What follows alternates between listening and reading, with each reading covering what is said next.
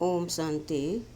देश की तरक्की में सहयोगी हैं एक ईश्वर का सत्य परिचय। सृष्टि रूपी नाटक में सभी का अपना अपना पार्ट है। सतयुग और त्रेता युग में देवी देवताओं का पार्ट है।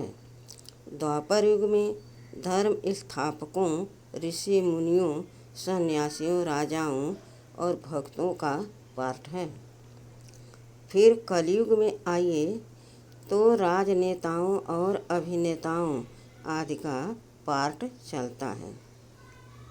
वैसे ही कलयुग के अंत और सतयुगी सृष्टि के आरंभ के संगम युग पर सर्वशक्तिमान परमात्मा का भी पार्ट चलता है।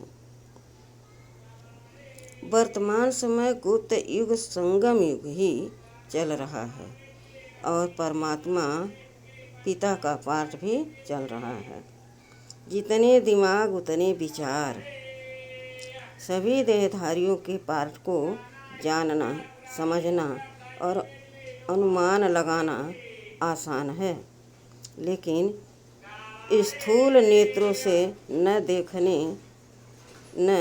दिखने के कारण परमात्मा पिता के वर्तमान में चल रहे पार्ट को अधिकतर के लिए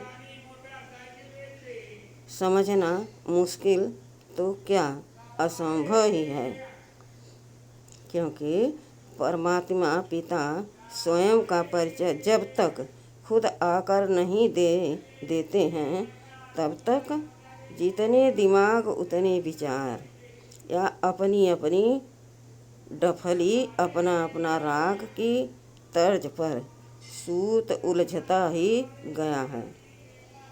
अनुभव कहता है, अनुमान अक्सर सत्यता से कोसों दूर होता है।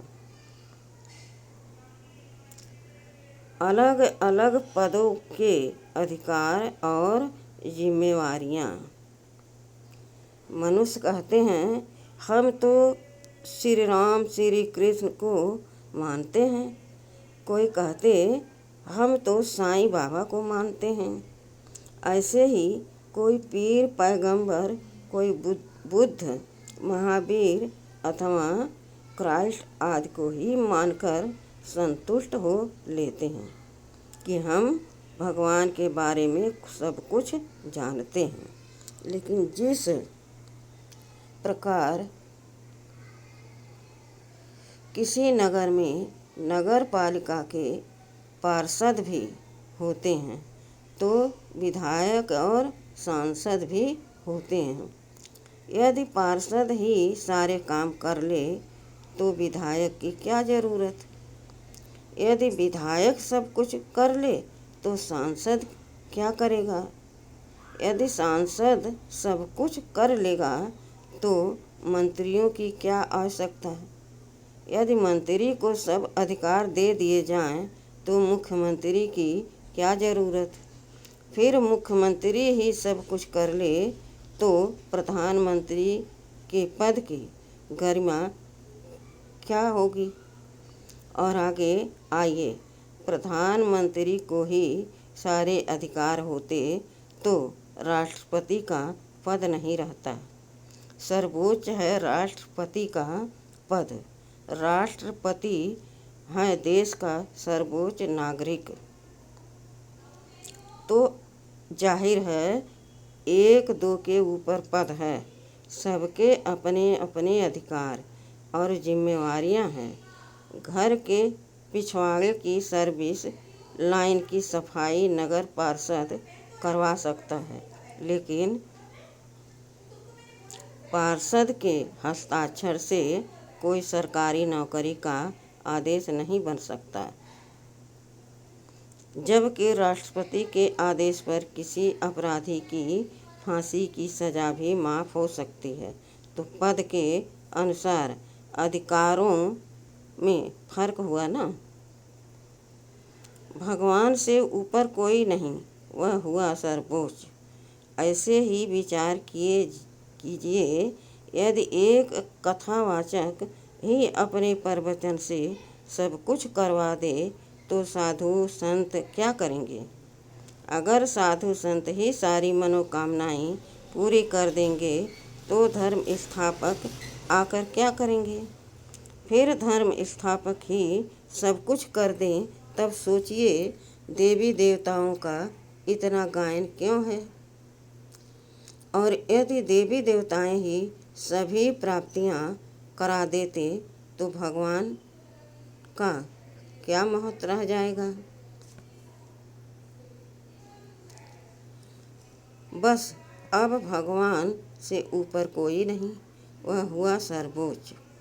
कोई भी साधु संत पीर पैगंबर या धर्म स्थापक कभी ये कह कर नहीं गए कि यदा यदा ही धर्मस्य, अर्थात जब जब धर्म की ग्लानि होती है तब तब मैं सभी मनुष्य मात्र का उद्धार करने इस धरा पर अवतरित होता हूँ।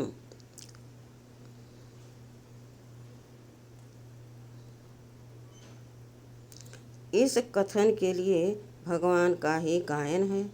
दुख हरता सुख करता, रहम दिल भक्त वत्सलम, मन इच्छितं, फल देने वाला, निष्कामी दाता, विधाता वरदाता, यह महिमा भगवान की ही है। दुनिया में अनेक साधु संत पीर पैगंबर धर्म स्थापक महापुरुष आदि आए, उनके रहते हुए भी, उनको आँखों से देखते हुए भी मनुष्य यही गा रहे हैं, भगवान को हम खोज रहे हैं, दर्शन की इच्छा पूरी होती नहीं। इसका अर्थ क्या है? यदि यही कि देवी देवता साधु संत पीर पैगंबर स्थापक महापुरुष आदि भगवान नहीं हैं।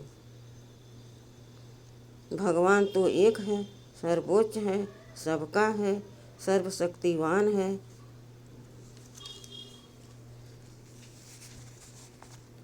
दंगे फसाद पत्थरबाजी आदि देश की तरक्की में बाधक। आज अनेकों को भगवान मान लेने से आए दिन होने वाले विवाद, दंगे फसाद पत्थरबाजी आदि देश की तरक्की में कितने बाधक बन रहे हैं। अपराध करने वाले, अपराधों के समाचार लिखने वाले, वीडियो बनाने वाले, समाचार छापने वाले या मीडिया कर्मी, अपराधियों को पकड़ने वाले, पुलिसकर्मी अथवा सेना कर्मी, अपराधों की पैरवी करने वाले, वकील, न्यायाधीश आदि की अग्रणी भूमिका में अधिकतर युवा ही होते हैं। ऐसे में यदि ईश्वर का सत्य परिचय देकर इन युवाओं के मन बुद्धि को एकाग्र किया जाए तो इनकी ऊर्जा देश की तरक्की के रचनात्मक कार्यों में सफल हो सकती है। बंद मुट्ठी लाख की और खुली तो खाक की।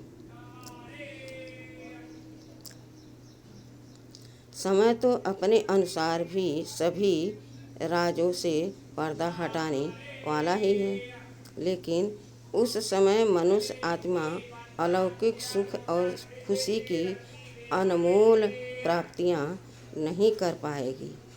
कहावत है कि बंद मुट्ठी लाख की और खुली तो प्यारे खाक की। वर्तमान समय चल रहे गुप्त युग, संगम युग के अंतिम पलों में जब सबके सामने ईश्वर प्रत्यक्ष हो जाएगा, तब उनको जानने के लिए कोई बुद्धि लगानी ही नहीं पड़ेगी। लेकिन उसका परिणाम यह होगा कि परमात्म प्राप्तियों के द्वार बंद हो चुके होंगे। इसलिए जागो, क्योंकि समय से पहले ही अपनी दिव्य बुद्धि का प्रयोग कर उन्हें पहचानने से सुख शांति और संपत्ति के अखुट खजाने प्राप्त हो सकते हैं। धरती पर पधारे परमात्मा पिता को दिव्य चक्षु से जानने और पहचानने वाला भाग्यवान ही देवी देवता पद को जन्म जन्मांतर के लिए हासिल कर सकता है। अगर आसमान वाले से आपके रिश्ते मजबूत हैं तो ज़मीन वाले आपका कुछ नहीं बिगाड़ सकते। अगर आसमान वाले से आपके रिश्ते मजबूत हैं तो ज़मीन वाले आपका कुछ नहीं बिगाड़ सकते। अच्छा, ओम शांति।